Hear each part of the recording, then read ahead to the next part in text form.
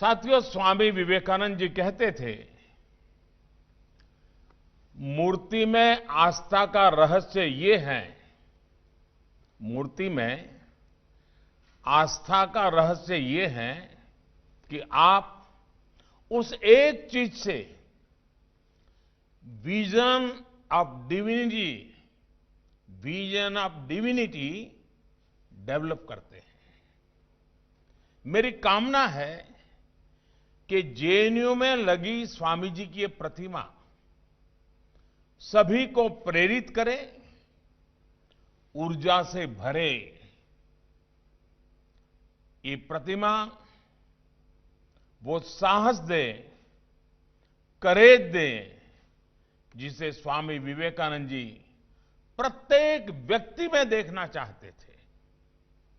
ये प्रतिमा वो करुणा भाव सिखाएं, कंपैशन सिखाएं, जो स्वामी जी के दर्शन का मुख्य आधार है।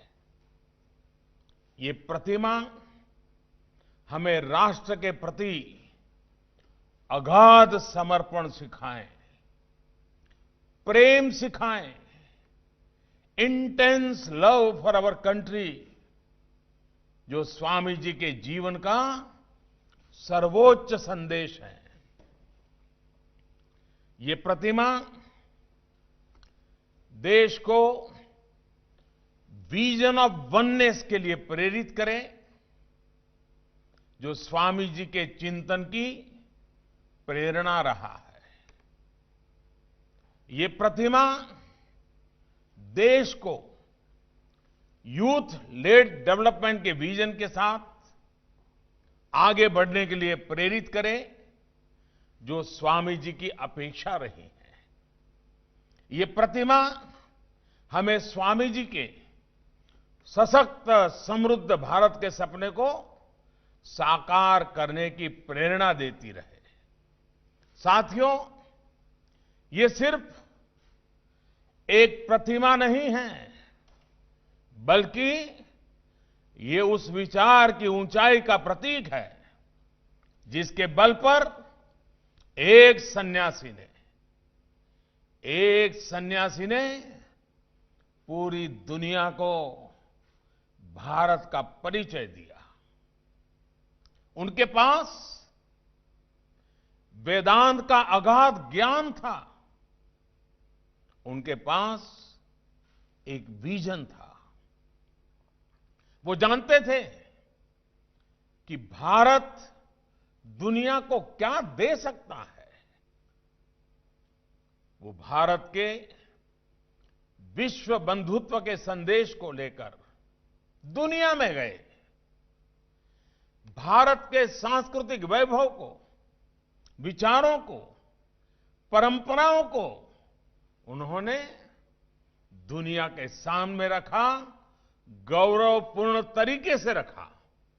आप सोच सकते हैं, जब चारों तरफ निराशा थी, हताशा थी, गुलामी के बोझ में दबे हुए थे हम लोग, तब स्वामी जी ने अमेरिका की मिशिगन यूनिवर्सिटी में कहा था, और ये पिछली शताब्दी के प्रारंभ में कहा था।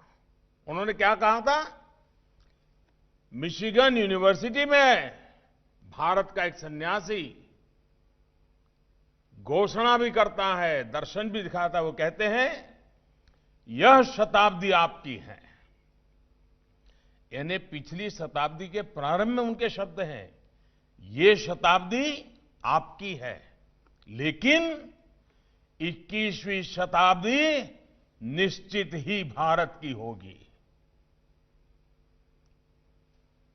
पिछली शताब्दी में उनके शब्द सही निकले हैं, इस शताब्दी में उनके शब्दों को सही करना ये हम सबका दायित्व है। भारतीयों के उसी आत्मविश्वास, उसी जज्बे को ये प्रतिमा समेटे हुए है। ये प्रतिमा उस ज्योति पुंज का दर्शन है, जिसने गुलामी के लंबे कालखंड में खुद को, अपने सामर्थ्य को, अपनी पहचान को भूल रहे भारत को जगाया था, जगाने का काम किया था। भारत में नई चेतना का संचार किया था।